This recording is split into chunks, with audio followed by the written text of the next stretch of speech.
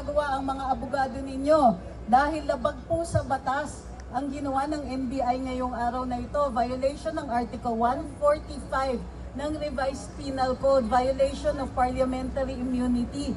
Ang ginawa nila, hindi lang po pambabastos, hindi lang po contempt ng Senado ang kanilang ginawa ngayon, kundi paglabag sa Revised Penal Code.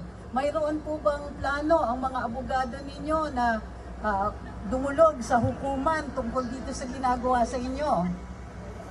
O posibleng gagawin namin yan, Trixie, no? Pero ang pinapriority muna namin, yung makakuha kami ng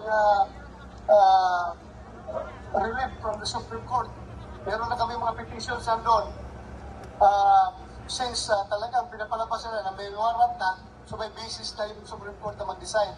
So, ilingkay na lang natin yung action ng Supreme Court. Pero yung sinasabi mo na kaso, yung violation ng article, ano sabi mo, yung 145.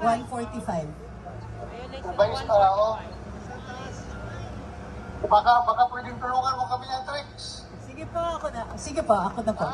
Tulungan mo kami tricks, ha?